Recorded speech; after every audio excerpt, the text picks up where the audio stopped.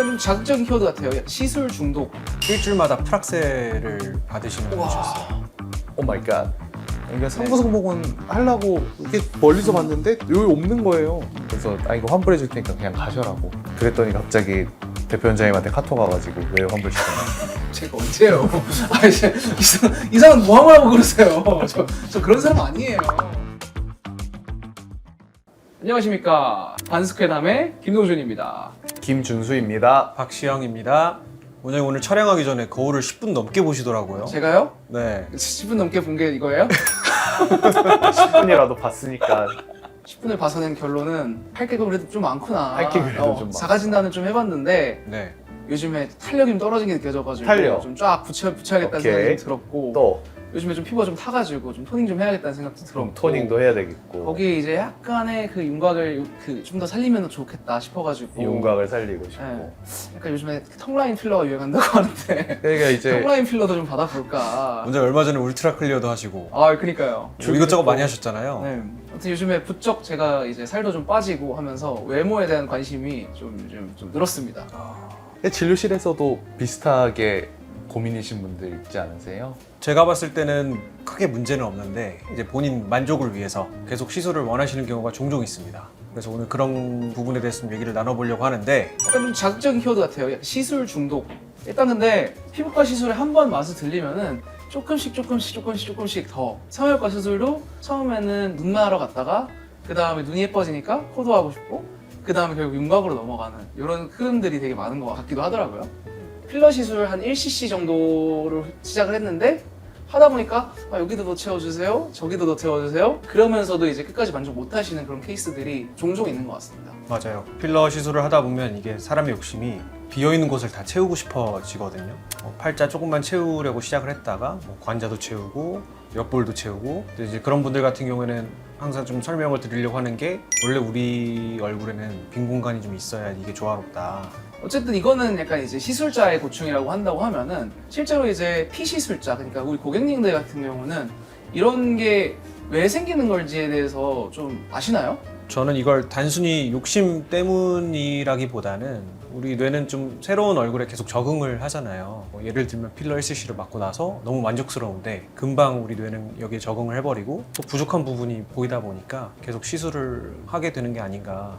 거기에 약간 요즘에 그것도 있는 것 같아요. 저 같은 경우는 셀카를 가끔씩 이렇게 찍어가지고 보면은 셀카는 이제 필터가 씌워지잖아요. 근데 그 필터가 약간 내 얼굴인 것 같은 거지. 근데 이제 필터의 얼굴과 제 실제로 거울 봤을 때 얼굴이랑 다른데 나는 이제 필터 얼굴이 내 얼굴인데 자꾸 이제 이 거울의 얼굴을 내 얼굴이라고 자꾸 하니까 왜 아까 그럼 거울을 10분 동안 보셨어요? 아 이게 싫어한 거야? 이런 거예요. 아 싫어한 건 아닌데 아 어떤 게 그리고 또 사실 요즘에 그 카메라가 좀 너무 발달한 것도 좀 문제인 것 같기도 해요. 완전히 이제 클로즈업 해가지고 보면은 모공이라든지 이런 잡티라든지 주름까지 다 보이잖아요. 특히 연예인분들이 요즘에 이제 카메라가 좋아지면서 엄청 힘들어졌다고 하는 얘기 들었습니다. 그럼 원장님들은 좀 실제로 진료실에서 기억에 좀 남았던 사례들도 좀 있나요? 예전에 한번 기억에 남는 분이 계셨는데 일주일마다 프락셀을 받으시는 분이셨어요.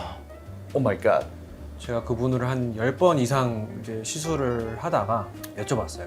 왜냐면 프락셀을 하면은 결국에 기본적으로 다운타임이 한 일주일 정도는 가잖아요. 최소 그 정도는 가죠. 네. 피부가 좋아 보이려고 시술을 받는 건데 이렇게 하면 항상 얼굴이 붉은 상태로 지내셔야 되지 않냐 여쭤봤더니 그 어릴 때부터 여드름이나 이런 것들이 너무 많아서 그게 이제 본인은 너무나도 컴플렉스였는데 이렇게 시술을 받음으로써 이 스트레스가 해소가 된대요. 저도 좀 마음이 좀 복잡해졌어요. 그 얘기를 듣고 나서. 왜냐면 이분은 어쨌든 결국에는 계속 얼굴이 붉은 상태로, 그러니까 피부가 좋지 않은 상태로 계속 이렇게 지내셔야 되는데 그게 어찌됐든 본인은 너무 스트레스가 해소가 되고 행복하다고 하니까 치료자로서 이거를 어떻게 해야 될지 이런 걸 좀 고민을 했던 기억이 있습니다. 그러니까 상부승복은 하려고 이렇게 멀리서 봤는데 여기 없는 거예요. 그래서 이거 환불해 줄 테니까 그냥 가셔라고. 그랬더니 갑자기 대표 원장님한테 카톡 와가지고 왜 환불시켜요? 제가 언제요? 아 이제 이상한 모함을 하고 그러세요. 저 그런 사람 아니에요. 원장님이 생각하시는 이제 건강한 미용의 기준이라는 건 좀 어떻게 될까요? 좀 전체적인 균형을 봐야 될 것 같아요. 특정 한 부위에만 너무 매몰돼서 거기만 계속 생각을 하다 보면 계속 부족해 보이고 고치고 싶고 이러기 때문에 그 한 부위만 신경 쓰기보다는 좀 전체적인 균형을 신경 쓰는 게 좀 더 훨씬 조화로운 얼굴이 되지 않을까. 거울을 너무 많이 안 보는 게 핵심인 것 같아요. 결국 저희는 하고 나서 이제 밸런스가 맞는지도 봐야 되고 뭐 특정 부위만 이렇게 딱 확대경해서 보면은 문제 없는 사람은 없어요. 한 부위에 너무 매몰 안 됐으면 좋겠어요. 뭐 필러를 여기를 채웠으면은 이제 밸런스가 맞으니까 여기 조금 덜 들어갔는데 그런 데까지 볼 필요는 없다는 거죠. 원장님들 두 분 다 약간 밸런스 쪽으로 이제 초점이 많이 기우네요. 저 같은 경우에는 자기 스스로에 대한 어떤 사랑? 사실 이 피부과에서 하는 영역의 시술들은 얼굴을 정말 크게 바꾼다기보다는 약간 필터를 좀 씌워주는 느낌의 시술들을 저희는 이제 지향을 하는데, 기본적으로는 내 얼굴에 대한 어떤 애정과 사랑이 있어야지 조금 이제 개선했을 때 굉장히 만족도가 높은데, 스스로에 대한 어떤 그 사랑이 많이 없는 상태에서 조금 바꾼다고 해가지고 막 드라마틱한 결과가 나오진 않으니까 결국 내 달라진 모습들에서 어떤 완벽을 추구하다 보면은 이제 거기서 약간 좀 어긋나지 않나 라는 생각이 듭니다. 그리고 SNS 여기 너무 집착하지 마시고 필터는 필터다. 그쵸. 오늘 영상도 도움이 되셨다면 구독, 좋아요, 알림 설정 하시고, 그리고 이제 댓글, 그리고 궁금한 점들 많이 남겨주시면 감사하도록 하겠습니다. 다음에 또 익어가는 대화로 찾아뵙도록 하겠습니다. 안녕.